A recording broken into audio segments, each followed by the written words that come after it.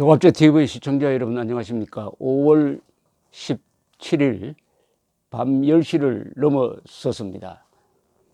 밤늦게 제가 방송을 하는 경우는 두 가지입니다. 하나는 화가 나서 하는 경우가 있고, 다른 하나는 아주 긴급 뉴스가 터졌을 때 이렇게 방송을 합니다. 이번에는 화가 나서 하는 경우가 되겠는데, 이 김정은이가 너무하다고 싶을 정도로, 동정심이 생길 정도로, 또는 자존심이, 국민들의 자존심이 상할 정도로 문재인 정부를 몰아붙이고 있습니다.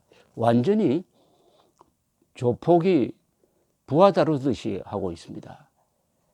이 국민들이 들고 일어나 가지고 문재인 정권을 어떻게 해야 됩니까? 이거 보호를 하든지, 이 조폭으로부터 얻어맞고 있는, 그리고 그 조폭에 대해서 저항을 포기했으니까 이 문재인 정부를 불쌍히 여겨야 될지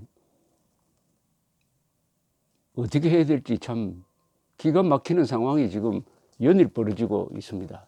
이건 도저히 국가관계라고 볼 수가 없습니다. 이건 주종관계입니다. 그리고 무슨 약점이 잡혔는지, 왜 문재인 정권이 이렇게 굴욕적으로 나오느냐.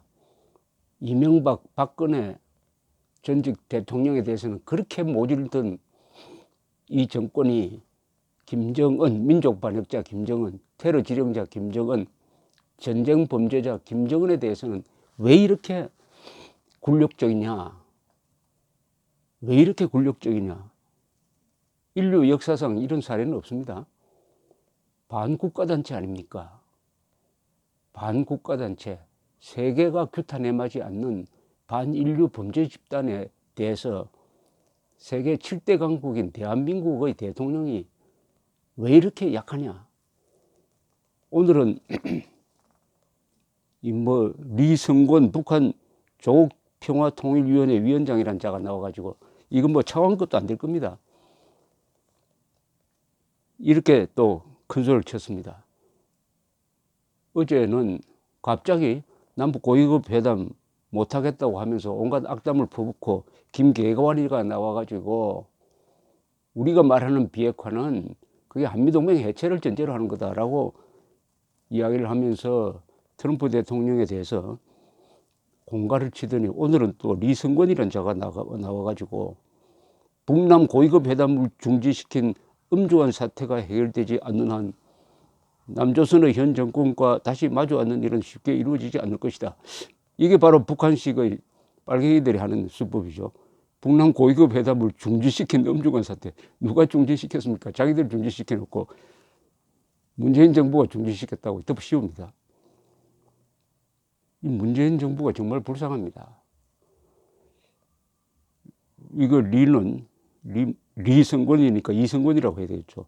이성권은 남북 고위급 회담 무산 채임과 관련한 조선중앙통신사 기자의 질문에 차후 북남 관계의 방향은 전적으로 남조선 당국의 행동에 달려있다. 적반하장도, 이런 적반하장이 없습니다. 우리 정부가 유감의 뜻을 보낸 데 대해서는 또 이렇게 나옵니다. 남조선 당국은 우리가 취한 조치의 의미를 깊이 새겨보고 필요한 수습 대책을 세울 대신 현재까지 터무니없는 유감과 촉구 따위나 운운하면서 상식 이하로 놀아대고 있다. 이게 완전히 조폭 중간 보스가 부하 상대로 하는 격입니다. 조폭 두목은 이런 말은 안 쓰죠.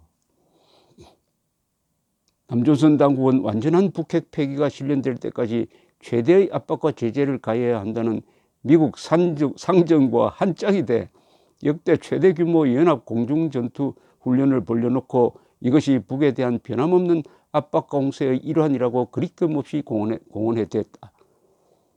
이러면서 맥스 선더 훈련을 문제 삼았는데, 이 훈련은 연례적으로 하는 거고 시작한 지가 벌써 열흘이 넘었는데 왜 갑자기 이렇게 튀어나옵니까?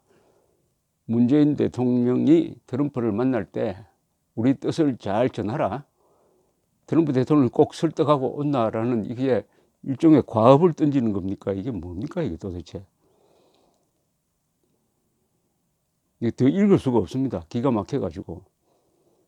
이걸 더 읽는다면은 이거 조폭 폭언을 계속 중계방송하는 것이 되니까 이 정도로 하겠습니다. 문제는 문재인 정부의 비굴한 자세입니다. 비굴한 자세. 오늘 무슨 NSC인강 해가지고 회의를 해가지고 코멘트가 나온 게 북한 입장도 이해를 해줘야 된다. 북한 입장을 이해해줘야 된다.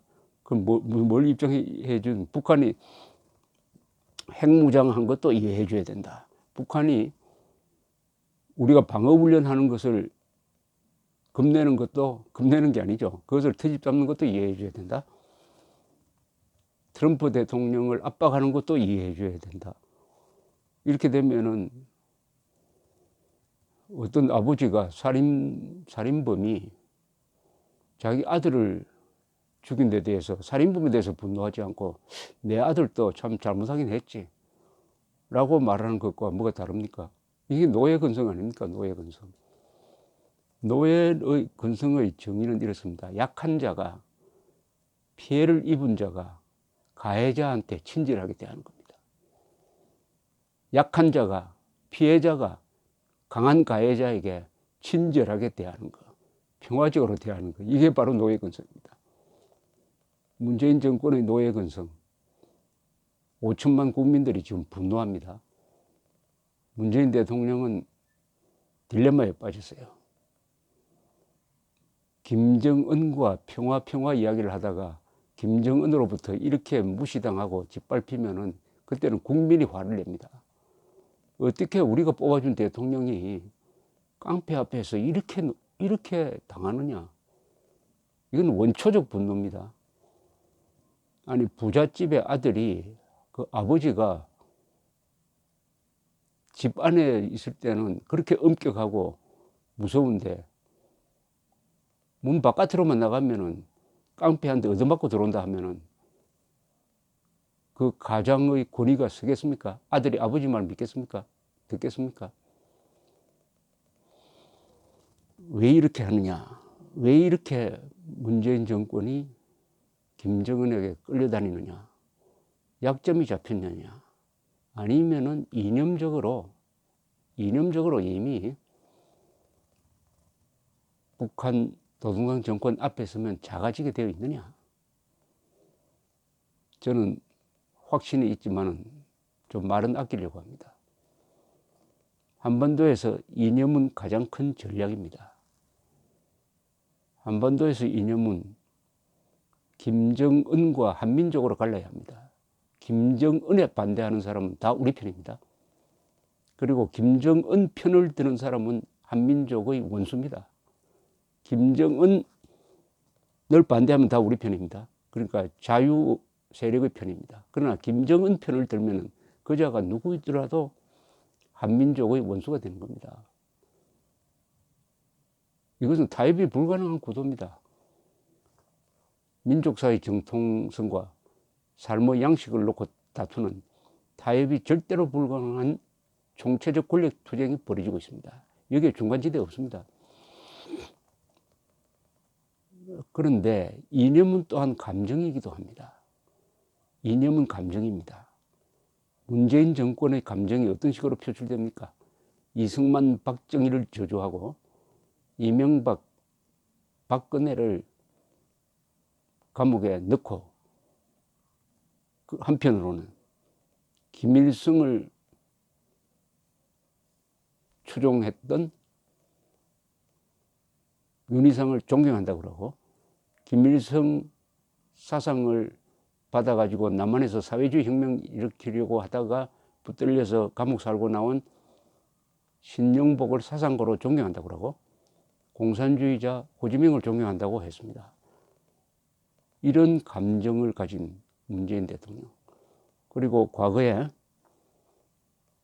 주사파, 즉 김일성주의자 활동을 젊은 시절에 했다가 전향을 했는지 안 했는지 모르는 사람들이 청와대에 많이 들어가 있고 정부 요소에 많이 들어가 있다는 야당의 의혹 제기 등등을 합쳐보면은 이념적으로 이미 문재인 정부는 김정은 앞에만 서면 작아지게 되어 있다. 작아지게 되어 있다. 이렇게 파악이 됩니다. 그러니까 핵 문제를 해결하겠다는 의지가 생기지 않는 거죠. 오히려 북한의 핵 보유국화를 사실상 지지하고 앞으로 한미동맹을 사실상 해체하든지 무력화시키는 쪽으로 가고, 그 다음 단계로서 연방제, 낮은 단계 연방제 통일로 감으로써 북한 정권이 굳이 한국을 점령할 필요 없이 한국의 막대한 자원과 개인의 재산을 약탈해 가도록 만들어 주겠다. 그러니까 김정은을 주인으로 모시고 한민족은 종살이 하도록 만들겠다. 그런 방향으로 가는 것 아닙니까, 이거? 그게 아니라면은 어제 이렇게 무례하게 한국 정부에 침을 뱉는 이런 모욕을 당하고도 웃음이 나옵니까? 북한 처지도 좀 이해해 줘야 된다는 이야기가 나옵니까? 문재인 대통령은 한국인의 변덕스러운 그런 여론 동향을 보면서 잘 이미지 조작을 하면은 여론을 좌지우지할 수 있겠다고 생각하지만은, 그러나 모든 인간은 원초적 정의감과 원초적 본능이 있습니다. 지금 문재인 정권이 김정은 앞에서 당하고 있는 이 꼴은 좌든 우든 아마 분노하고 있을 것입니다. 좌우 문제가 아닙니다. 이거는 인간 존재의 본질에 관한 문제입니다. 이렇게 근사한 나라를 만들고 이렇게 막강한 국력을 가진 대한민국의 국군 통수권자가, 대한민국의 국가 원수가 지금 리틀 로켓맨 앞에서 당하고 있는 이 치욕은 일제시대에 신사참배했던 그런 치욕과는 비교가 안 되는 겁니다. 그때 나라를 잃고 힘이 없으니까 생존 차원에서 한 거 아닙니까? 지금 대한민국이 병력이 없습니까? 무기가 없습니까? 돈이 없습니까? 과학이 없습니까? 왜 김정은한테 이렇게 당하고 있습니까? 이게 결국은 문재인 정권의 몰락을 재촉할지 모릅니다. 몰락을 재촉할지 모릅니다. 역사적으로는 끔찍한 사례들이 있습니다. 러시아에서 표토르 3세라는 조금 정신이 오락가락하는 사람이 황제가 되고 나서 적국인 프러시아, 당시에 프레데릭 2세가 지휘하던 프러시아에 굴종하는 모습을 보였습니다. 적국이었습니다. 7년 전쟁을 하고 있었어요. 그래서 프레데릭 2세를 몰아붙여야 되는데 다 코나로 모른 프레데릭 2세를 살려주기 위해서 동맹을 파괴하고 오히려 적인 프러시아 편에 붙어가지고 프러시아의 군제라든지 복장을 받아들이고, 자기는 편지를 써가지고 나는 러시아 황제보다는 프러시아 군의 한 장교로 일하는 게 낫겠습니다라고 이런 편지가 쓰니까 러시아 군인들이 화가 나가지고 쿠데타를 일으켜가지고 표토르 3세를 죽이고 그 부인 에카테리나 2세를 황제로 모신 그런 사건도 있습니다. 물론 이거는 옛날 이야기니까 대한민국의 지금과는 아무 관계 없다고 저는 생각됩니다만은, 이 역사상에서 이런 비슷한 사례가 어디 있는지 찾아보면 그런 사례가 있다 이거죠. 지금 대한민국 대통령이 김정은 앞에서 이렇게 당하는 것을 보고 기분 좋아할 국민이 누가 있습니까? 좌익인들 좋아하겠습니까? 좌익인들 좋아하겠습니까? 주사파라도 싫어할 겁니다. 주사파라도 문재인 대통령이 이렇게 당하는 것을 보면 화가 날 겁니다. 왜냐? 인간이니까요. 대한민국 국민이니까요. 문재인 대통령은 단호하게 나와야 됩니다. 이런 굴욕을 당하고 있으면은 국민들이 화를 냅니다. 국민들이 화를 내면은 이런 화는 겁납니다. 문재인 대통령은 취임 순서대로, 헌법상의 취임 순서대로 국가 보위, 헌법 수호, 국민의 자유와 복리 정진, 민족 문화의 창달을 위해서 노력하고 자유민주적 기본 질서에 입각한 평화적 통일의 의무를 다해 주시기를 국민의 한 사람으로서 바랍니다. 감사합니다.